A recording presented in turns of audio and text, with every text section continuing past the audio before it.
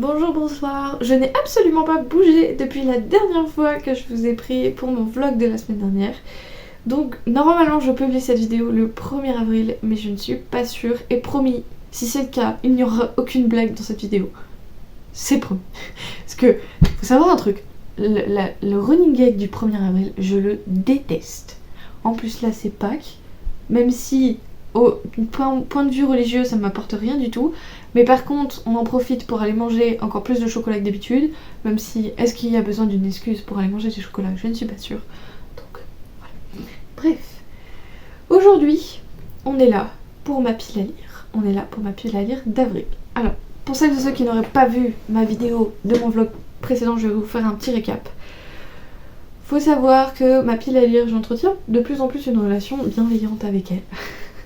Dans le sens où, il y a des fois ça me fait tellement plaisir d'acheter des livres que tant pis, j'ai une pile à lire qui déborde. Même si pour l'instant, bon, elle n'est pas encore parfaite au niveau du chiffre, même si je me dis à tout moment, tu peux pas faire une pile à lire parfaite avec ce que tu... Enfin déjà la perfection n'existe pas, mais avec ce que tu as envie d'acheter et envie d'avoir avec toi. Et après, il y a une vidéo de Margot Liseuse que j'ai vue récemment qui parlait plutôt de... tu achètes et puis quand tu refais un point un petit peu avec elle, tu dis qu'est-ce que en fait au final je vais enlever. Et c'est vrai que c'est quelque chose que je fais déjà depuis quelques temps. À la fin du mois je regarde dans ma pile à lire qu'est-ce qui s'en va, parce qu'en fait au final il y en a ça fait pas longtemps que je les ai, il y en a ça fait très longtemps, et il y en a que je sais que je vais encore lire même après 4 ans. Donc on va plutôt rester dans cette bienveillance de pile à lire. Et donc je suis pas quelqu'un qui d'habitude fait des piles à lire de saison, piles à lire de mois, mais là j'avais envie d'un petit peu recentrer tout ça, au vu que ça fait 2 fois d'affilée que je fais des challenges. J'ai pas spécialement envie de faire un challenge au mois d'avril, et du coup là je vais me faire juste une micro pile à lire.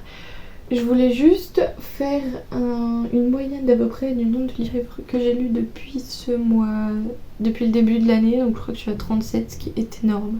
Mais il faut savoir que j'ai énormément lu depuis le début de l'année, parce que j'ai lu 15 et 16 livres, je crois, un truc comme ça, 16 ou 17, je sais plus, livres au mois de janvier-février. J'en ai lu que 3 ou 4 au mois de mars. Donc on verra si j'en lis autant, plus, moins, on s'en fout. Mais j'ai quand même envie de me faire une assez grande sélection pour avoir assez de choix. Mais je me dis à tout moment il y a une sortie littéraire aussi incroyable que l'encyclopédie féerique d'Emily Wilde, et je fonce dessus. Et la raison aussi pour laquelle j'avais très envie de faire cette pile à lire, c'est parce que j'ai envie d'utiliser mon jeu de la pile à lire. Donc je vais sortir mon petit plateau, il me faut un dé, je sais pas où j'en ai. Donc j'ai eu le plateau parce que j'ai commandé le jeu de la pile à lire en entier, et donc fourni par mail. Donc c'est pour ça que j'ai un plateau. Donc qui se compose, donc je l'ai plastifié, hein, mais qui se compose d'un début et d'une fin qui est là-haut, avec certains défis. Et voilà, tout ça. Faire ça. Donc, comment je fais pour le dé? Je crois que je vais allumer mon ordi et je vais faire dé sur Google. Cette insolence. J'ai beaucoup de trucs sur ce bureau encore. N'hésitez pas à me dire en commentaire ce que vous voulez vous absolument lire sur ce mois-ci. Si jamais dans ma sélection vous voyez des lectures communes, n'hésitez pas à m'envoyer un message privé pour qu'on se cale une lecture commune. Alors ça fait beaucoup de cartes du coup. Faut savoir que je suis une très grande fan d'oracles, de tarot, etc. Alors pas pour prédire l'avenir, parce qu'on ne peut pas vraiment prédire l'avenir avec un oracle, mais juste pour se fixer un petit peu sur l'instant présent et mettre des mots sur des pensées qu'on n'a pas vraiment. Parce que, alors, ça dépend de vos croyances, mais je reste un petit peu cartésienne quand même, malgré mon côté sorcière. Je m'explique. Les cartes, tu peux leur faire dire ce que tu veux, en fait, quand tu réfléchis. Et ça t'aide juste à mettre des mots sur quelque chose que tu n'as pas envie. Genre, c'est un petit peu un travail que tu peux faire aussi quand tu fais une thérapie ou quelque chose et t'es dans le déni. Vous voyez ce déni, le fameux déni. Du coup, c'est quelque chose que j'utilise beaucoup parce que comme tu fais l'interprétation que t'en veux, et bah juste, des fois ça t'aide à verbaliser les choses et ça t'aide à te dire vas-y, faut que j'assume quand même. Ah, qui m'envoie un message? Ah oui, Je suis désolée Charlotte, je te réponds après. C'est que je sais qu'elle regarde mes vidéos, c'est pour ça que je le mets. Oui, donc D sur Google. Donc voilà un peu ma vision de l'oracle. Vous avez potentiellement pas la même approche que moi. Mais étant mi-cartésienne, mi-spirituelle, j'avoue que c'est un peu comme ça que je vois les choses. Je suis armée d'un dé, je suis armée de ma pile à lire en ligne, parce qu'on n'arrête pas le progrès. Et parce que j'ai pas encore ma bibliothèque pile à lire. Un jour ça viendra, faut juste que j'aille la chercher. Hein. C'est pas comme si je l'avais déjà. Bon, faut que j'arrive à mélanger toutes ces cartes. Il y en a beaucoup trop. Je suis pas encore super forte pour mélanger tout ça. En plus, c'est la première fois que je les utilise. Sinon, j'ai la bonne vieille technique du mélangeage à l'arrache. Je suis à 38 livres depuis du coup le début de l'année, ce qui est énorme. Et on va faire 38 divisé par 3. Il y a moyen que, comme on est le 28 mars au moment où je filme cette vidéo, donc il reste 3 jours. Donc il y a moyen que j'ai lu plus que 38 livres. Donc je vais sélectionner 12 livres. Ce qui me semble pas trop mal. Qu'est-ce que je peux utiliser comme pion? I am Sherlock. Donc début. On lance le dé. 4. Donc là il faut juste que je prenne une carte. Animal. Ok, alors on va regarder ça. Ah, je sais. Gamma 212. Séparation, tout simplement parce qu'il y a les ratons laveurs dedans. Et voilà. Et j'ai trop envie de lire ce livre. Donc, on va sortir ça. J'ai capté que je les ai rangés à l'envers dans ma bibliothèque. Donc, en voilà un. Ensuite, 3. Donc, pareil, pas spécialement de défis en plus. Historique. Oh! Bon, on va aller directement dans la catégorie historique. Est-ce que j'ai vraiment envie de me mettre dans un Ken Follett là? Non, je vais me prendre le petit.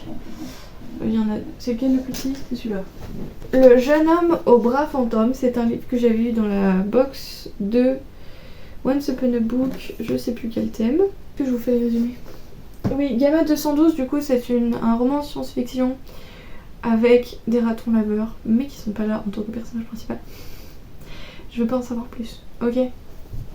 Là, on est sur... Alors, je crois qu'il y a une espèce de romance à l'intérieur, ça me... Mais en gros, on a un petit Charles qui perd son bras lors d'une attaque. Et il va avoir un robot un peu mécanique, vous voyez. Et j'adore l'idée, parce que tout ce qui est un peu steampunk et tout ce qui est Paris 1834, genre ces eaux-là, 19e siècle, j'adore. La révolution industrielle, autant elle a apporté des trucs cool, autant elle a apporté des trucs absolument abjects, autant j'adore cette période. Donc, ensuite, 6. Un livre secret, un livre dont personne ne parle car il est peu connu. Et je vais me rajouter une contrainte, guerrière. Enfin, je vais essayer, parce que là, c'est pas gagné. A few moments later. J'ai trouvé... Je suis trop fort. Peu de gens parlent dans le sens où même si c'est une maison d'édition qui s'en sort plutôt bien, elle reste avec son public. Et j'ai envie de vous en partager des ouvrages. Même maison d'édition que nous regrettons la mort. C'est une bricasse. Et en plus, c'est... Voilà, je vais y passer du temps. Et j'ai une petite dédicace. C'était le 25 septembre 2022, Les Aventurials. C'est à Ménétrol, proche de Clermont-Ferrand. Je n'ai pas lu ce livre depuis. Bref, donc une couronne d'os et d'épines, c'est de Emily Norsken. Norsken? Non, je sais pas, pardon, excuse-moi, je massacre ton nom de famille. Donc, prix guerrière aussi, ça marche parce qu'il y a une femme qui va se faire désigner par une chamane pour pendant son rituel de passage, et corbeau elle devra devenir. Elle doit rejoindre un ordre de femmes pour devenir les yeux et les oreilles du roi des os. Et j'ai envie de te dire, moi j'adore l'idée, ça rentre dans la guerrière, j'ai pas très envie d'en savoir un peu plus. On se prend ça pour plus tard. Donc pour l'instant j'ai un science-fiction, un historique, un fantasy. On est pas mal. Ensuite, avance au 26. Eh bah allons-y gaiement. Vous savez que j'ai une pile à lire de 12 livres à faire. Mais je dis ça, hein. Donc, petite carte. Votre plus vieux livre. Oh, ah bah d'accord. Un drame. Le chant de Salomon de Toni Morrison. Héritier de la tradition orale et des légendes africaines, le chant de Salomon est un retour aux sources de l'Odyssée du peuple noir. Entre rêve et réalité, cette fresque retrace la quête mythique de Macon mort, un adolescent désabusé parti dans le sud profond chercher d'hypothétiques lingots d'or. Mais le véritable trésor qu'il découvrira sera le secret de ses origines. Ça a l'air absolument génial. Et ça fait depuis le 30 novembre 2020 qu'il est dans ma pile à lire. Mais à chaque fois que je relis le résumé, ça me tente de fou. Je prends pas le temps de le lire. Ensuite, 5. Je suis bientôt à la fin, ça m'inquiète parce que... Après, vu la taille d'une couronne de ces épines, je pense que ça peut faire au moins 2 livres. Donc là, j'ai pas spécialement de défi. Réécriture. Alors... Je suis pas sûre que j'aurais... Faut que je regarde. Mais je suis pas sûre que j'aurais reçu le prochain roman de Federico Saggio qui fait des réécritures de mythologie nordique et qui sort son prochain roman bientôt. J'ai participé à la campagne Ulule. Il reste 4 jours. Sinon, réécriture. Oh la vache. Tout ce qui est réécriture de contes, c'est pas trop mon dada. Enfin, c'est pas trop mon dada. J'ai pas en fait. J'avais lu un thriller sur l'auteur de La Petite Sirène. C'était génial, mais après, au point de vue réécriture de contes et tout ça, je sais pas. Bah si, MDR. Ah, un petit roman d'horreur. Le Roi Grenouille. J'y vais à reculons maintenant dans les éditions des contes interdits, enfin dans les contes interdits. Je me suis mangé 2 abandons, une déception et un semi-coup de cœur. Qu'est-ce que t'as envie d'y retourner? Donc, j'ai quand même envie de tous les lire, au moins, d'essayer. Donc là, j'ai Le Roi Grenouille. C'est l'histoire d'une personne qui abuse... alors, je sais pas de quelle substance, mais d'une substance, parce qu'elle est qualifiée de toxicomane, donc c'est plus ça maintenant. Donc, une réécriture. J'allais chercher mon dé alors que j'utilise sur internet. Tout va bien. 6. Je suis à la fin donc je recommence au début. 3. Donc pareil, pas de spécialement. C'est dommage, j'ai pas trop de contraintes. Pris au hasard. Eh bah. Livre Addict, ils ont une option, un livre au hasard. J'adore l'idée. Un manga. Donc c'est New Normal. Juste avant notre naissance, une maladie infectieuse a bouleversé notre monde. Ah, ça a l'air d'être une dystopie. Ah, à base d'un peu truc comme Covid et tout ça. Oh, j'adore l'idée. Je savais pas. Non, parce que je vous explique, les mangas que j'ai, c'est très souvent mes meilleurs potes qui me les filent. Et du coup, je sais jamais ce qu'on passe. Donc je regarde pas les résumés. Je me laisse porter par l'histoire. Donc je savais pas ce que c'était. Donc j'ai le tome 2. Donc à voir. Par contre, madame, est-ce que tu pourrais éviter d'avoir l'effet salaire? Ça serait cool. Oh, je suis qu'à 5. Pardon, on va mettre une couronne de ces d'épines comme 2. Donc ça fait 6. Et je vais mettre le tome 2 de New Normal. Ça fait 7. Donc 5. Spiritualité et religion. Qu'est-ce que j'ai là-dedans? Spiritualité et religion. Je connais bien le truc. On va plutôt partir là-dessus. Ange et démon de Dan Brown. Alors, j'ai vu les films. J'ai vu le film presque 20 fois, je crois. Je l'ai vu en anglais, je l'ai vu en VO, je l'ai vu en VO, en VF. Je crois que je l'avais mis en italien une fois. Je l'ai vu je ne sais pas combien de fois, mais je n'ai jamais lu le livre. Ce qui est très embêtant, parce que j'adore les livres de Dan Brown. Chaque fois, je me laisse berner. À chaque fois je suis en mode mais non. Et du coup, personnage de Robert Landon, je l'aime d'amour. Je suis désolée pour les travaux, vraiment promis, pardon. Fait.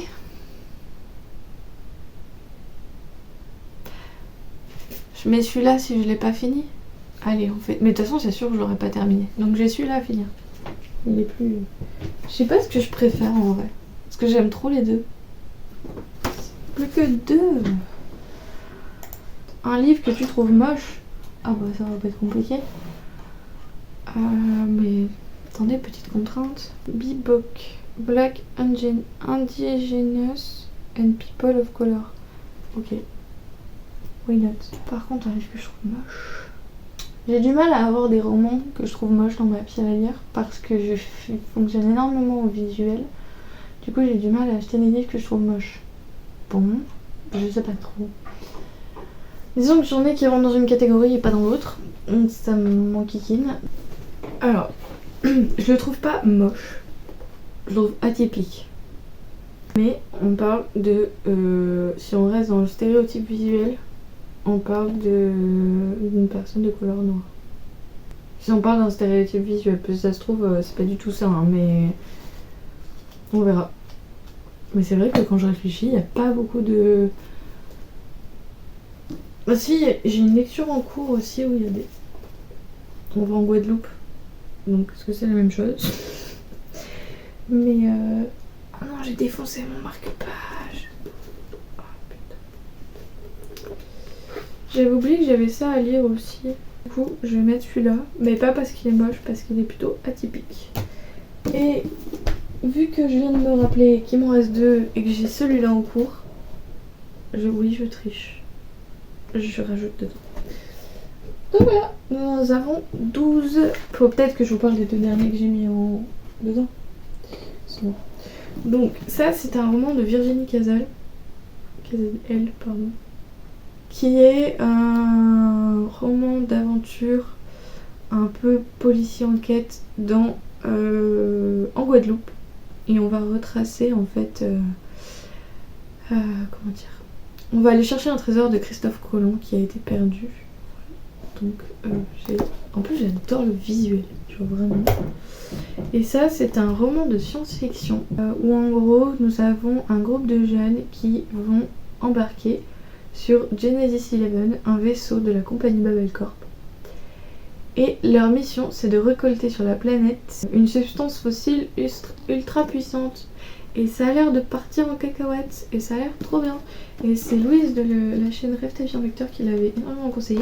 Et je l'ai eu dans ma box, du coup, pareil, Once Upon a Book.